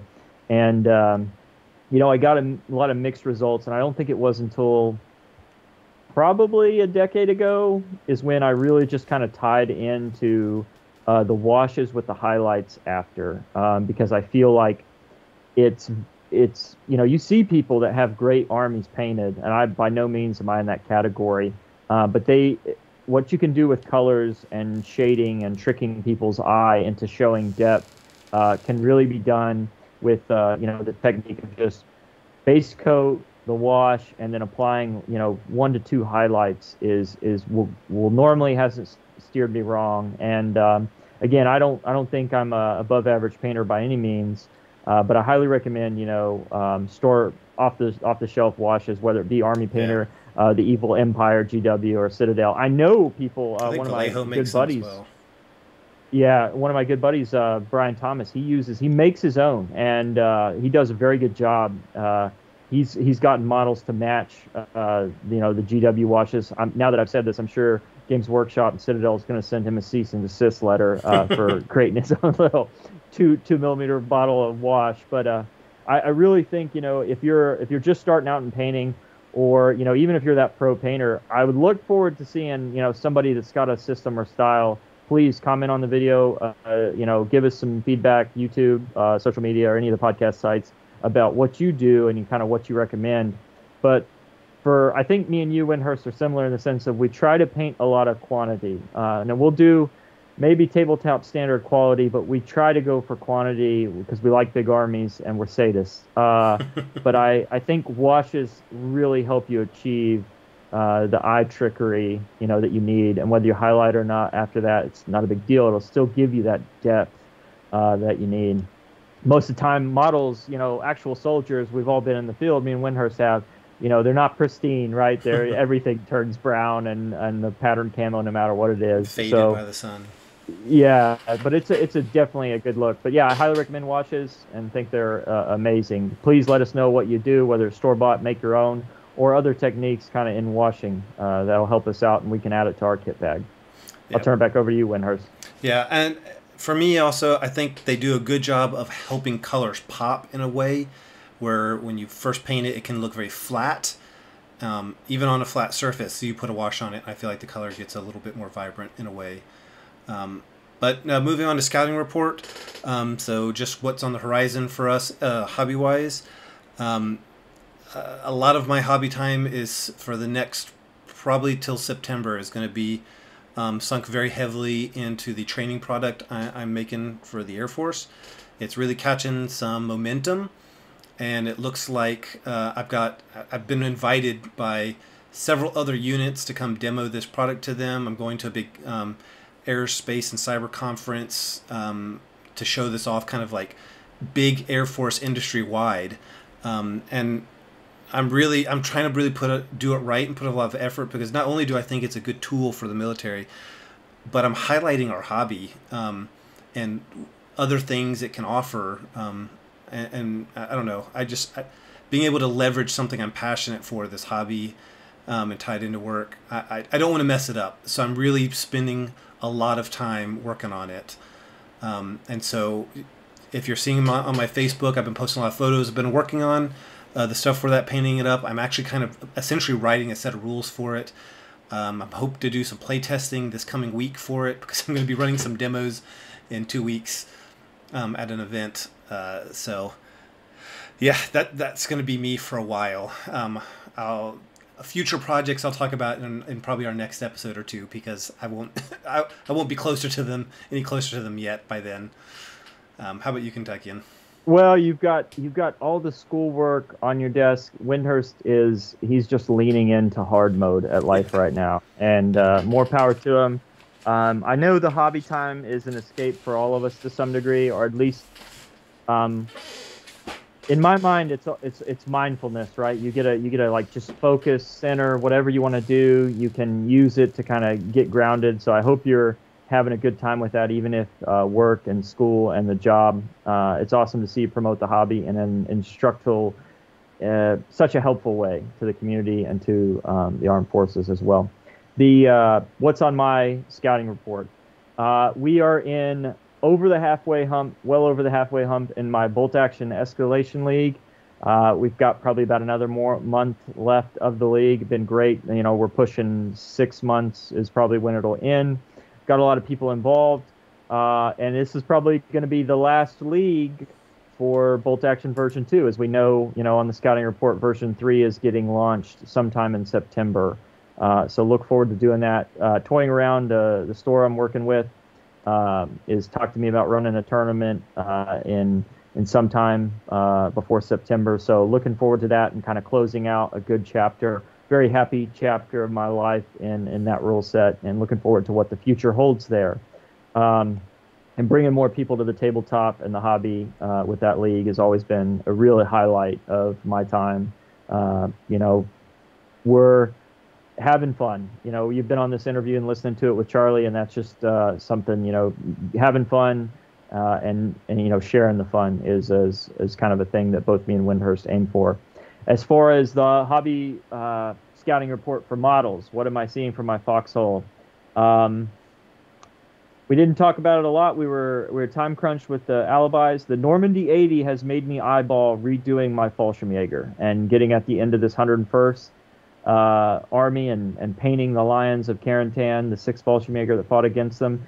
That is something that has been peaked. It was such a great honor to meet the modern day Fallschirmjäger there. They gave me one of their Eagle badges. I traded a 101 patch for it. And it's really, man, I feel like that division's always going to be tied to the Fallschirmjäger for all the hard fighting in World War II they did against each other, but especially in that town. And that's peaked. That's peaked as we always talk about the tangents, right? The new shiny object. That is definitely peaked. I've got a few boxes of Fallschirmjäger and some other things in the corner here. May get to it.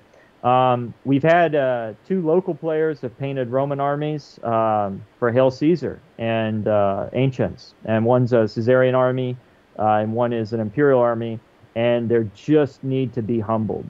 And so that is a good, the Roman pride and arrogance is here in Western Tennessee can be felt, and it has motivated me. If you listen to our January episode where the several hundred Gauls and barbarians looked at me and Wyndhurst as we were here in my game room talking. There's more paint is starting to be applied to them, and the woad paint on myself, whether I become British or whatever, or some sacrifices are going to be made, and these Romans are going to be smited, whatever the term may be. So I really look forward to getting after Ancients, here in the next future. There's always these distractions as we kind of go into the summer. I hope to have more time here at the end of summer and going into fall. I have a field problem coming up. Me and Wyndhurst talked a lot about a new kind of kid on the block with Epic Hail Caesar. Who knows what we will if that'll get added to the queue, if that won't get added to the queue anytime soon. But there's a lot of great games, and just as Charlie said, I've heard, Cast Dice and Brian, or I believe it's Brian is his name. He's been saying we've been in a golden age of the hobby for years, and I know Charlie said that. And I definitely agree that, there's a lot out there that you want to play. There's a lot of amazing stuff. My old Test of Honor, I really wanted to get that out after Shogun aired, and then now with Grand Scale from Wargames Atlantic.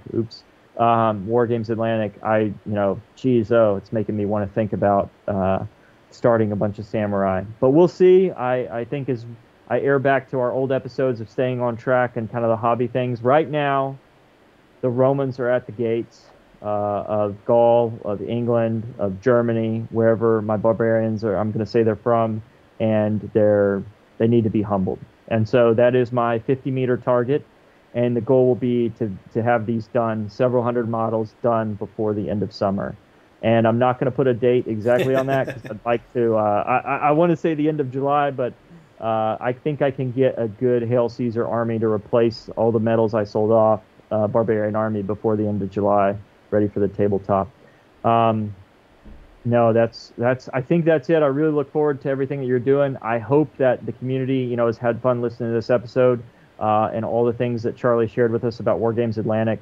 We look forward to doing more interviews, more rules reviews, and everything in the future. As always, we have a million different ways to interact with us. Please, both me and Wyndhurst, private message us, talk on the On Patrol Facebook group, do whatever you need to do to get a hold of us. But we really want to hear your feedback. what you want to see in the future, what you don't want to see, and and embark on this with us. And please, give us the comments, criticisms, or anything else. We look forward to giving you back what you want and hopefully spreading the joy of the hobby. So without further ado, I would say grab your spear, your shield, your musket, or your belt-fed machine gun, and we hope you join us on the next episode of On Patrol. Dismissed.